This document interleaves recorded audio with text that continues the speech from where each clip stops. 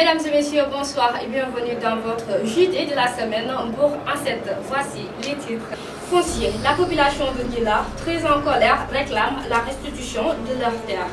Éducation, guerre contre la Covid-19, la cogère communale de Joal s'engage dans la lutte en armant les élèves.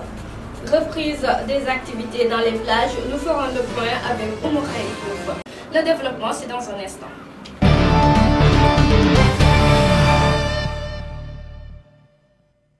Litige foncier. Les populations du village de Ndjila, en amont situé dans la commune de Sindia, sont entrées dans la danse de ce que l'on appelle la spoliation des terres de Ndengler. Ce jeudi, les villageois ont tenu une conférence de presse dans la place publique pour réclamer la paternité des terres.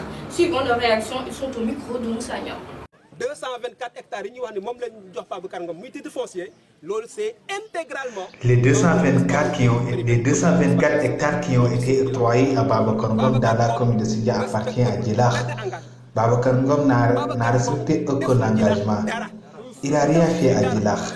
On n'a pas besoin de quelqu'un qui nous amène des sacs de riz ni de sucre. On n'en a pas besoin.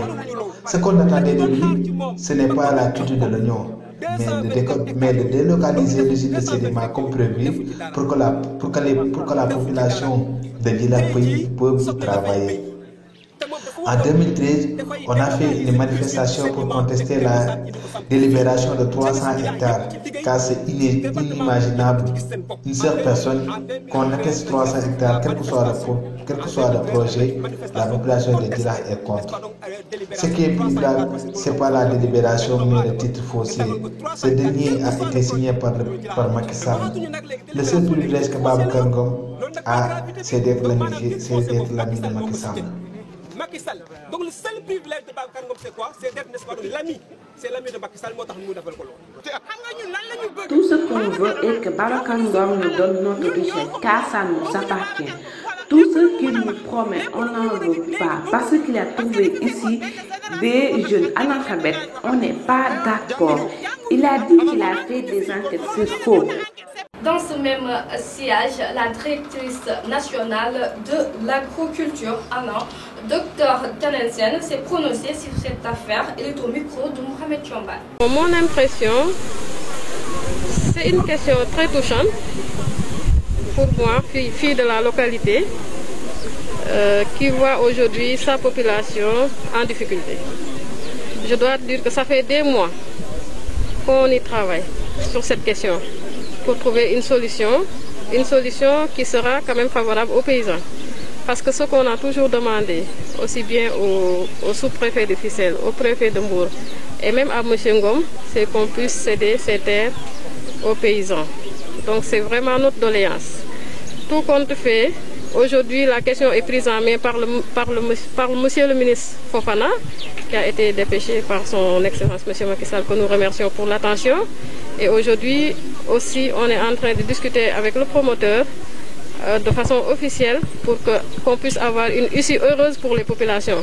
Parce que c'est notre objectif, c'est que la population, à partir de cette crise, puisse même avoir mieux que ce qu'elle prétendait avoir. Donc vraiment, ça c'est notre souhait et on est... La cogère communale de Joal Fadjou a organisé ce lundi une journée de sensibilisation dans les écoles de la commune. Une occasion pour les jeunesses apéristes de la commune d'apporter leur soutien dans la guerre contre la propagation du virus en offrant un don important. Ils sont au micro de Pape Diop. Lycée Léopold Sédar Senghor pour apporter notre contribution dans la lutte contre la Covid-19. Et nous, jeunes, d'abord, fils de la commune et aussi appartenant à l'Alliance pour la République, le parti du président Macky Sall. Et j'aime bien le dire, le président Macky Sall est notre leader. Et nous savons tous les moyens qu'il a déployés pour accompagner, pour endiguer cette pandémie. Raison pour laquelle nous nous sommes dit, nous jeunes de l'Alliance pour la République, la COJER, nous n'allons pas rester les bras croisés, nous n'allons pas rester chez nous sans rien faire.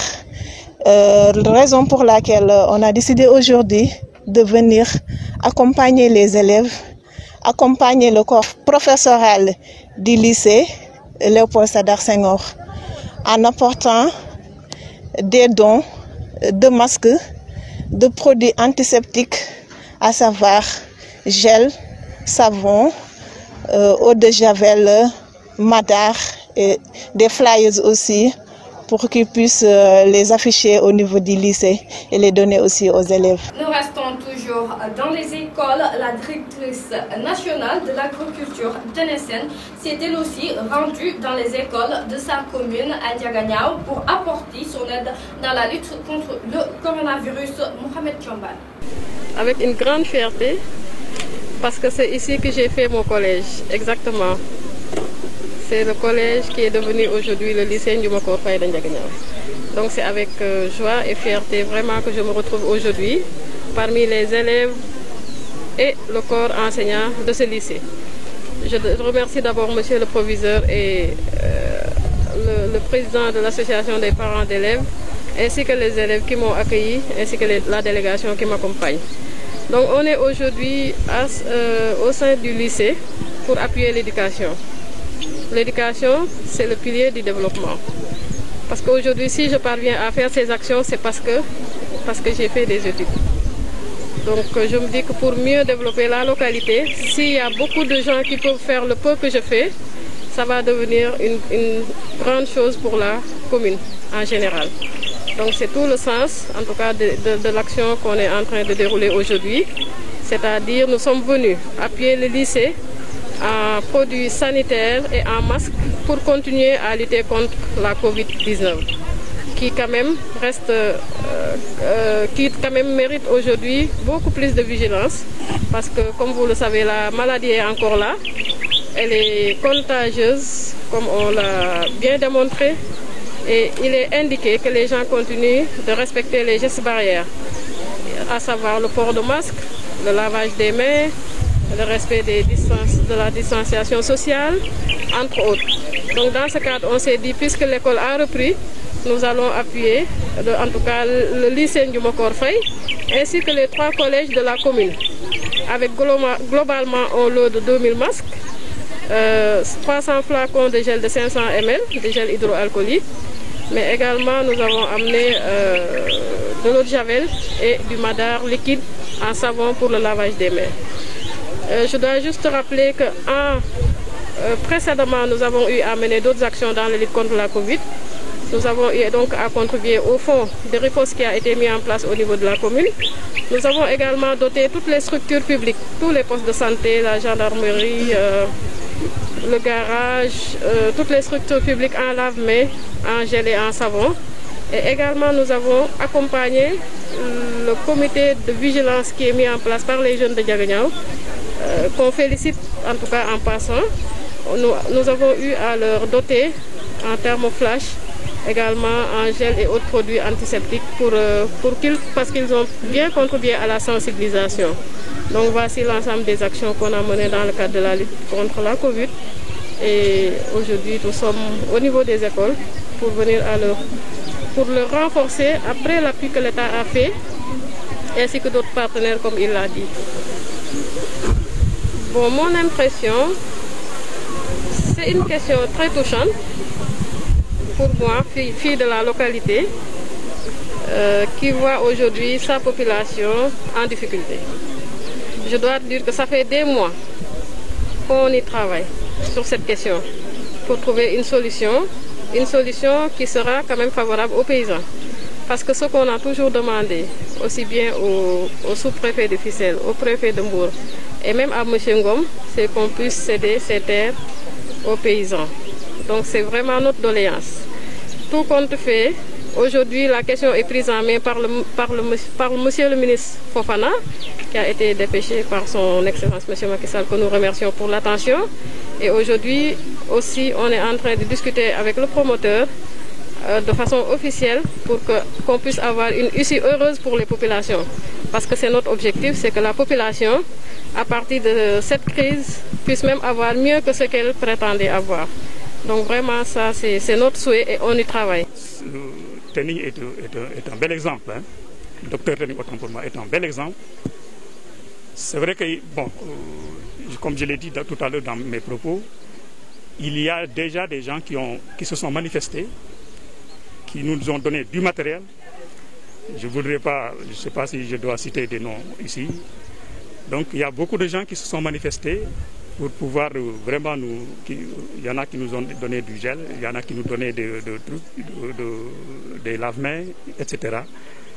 Alors donc tous les fils de Ndiaganiao, donc on doit les inviter effectivement. Il y en a qui ont bien réagi. Ce n'est pas à nous de dire aux gens de venir, mais il y en a de façon très spontanée des gens qui ont réagi. Et vraiment avec ce matériel-là, plus le matériel que nous avons déjà, ça nous rassure de pouvoir au moins assurer disons, le déroulement des cours et le respect des mesures barrières jusqu'au mois de septembre.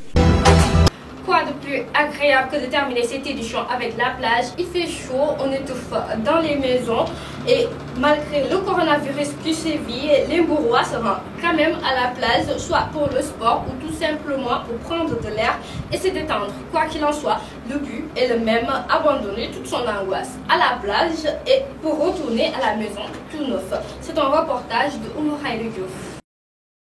La pandémie a cessé toutes les activités, c'est pourquoi on vient à la plage pour jouer au football avec nos amis. On vient de rouvrir les écoles, mais avant on ne travaillait pas, on n'allait pas à l'école.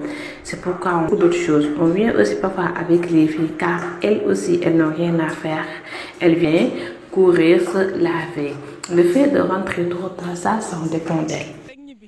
Je suis venue à la plage pour me distraire, changer d'horizon et respirer l'air plus sans déranger personne. Je ne me lave pas, je fais rien. On est resté trop longtemps à la maison et si on a l'occasion qu'on a revu le couvre-feu, on en profite pour sortir et changer d'air. Je ne suis pas venue pour courir, mais pour changer d'air. Il n'y a rien de mal à ça. 4 mois de confinement étaient trop dur sans venir à la plage. On est venu pour rien. Même si la maladie est vraie, on doit respecter les mesures barrières. Tu vois, je ne porte même pas de masque, mais je sais que ce n'est pas bon pour la société. Mais comme le président l'a dit, on doit respecter les mesures barrières. Faire des entraînements, c'est bon pour la santé, surtout chez les femmes, même si c'est pour un court temps. Et c'est cet élément qui met fin à cette édition d'information. Le rappel des titres, c'est tout de suite.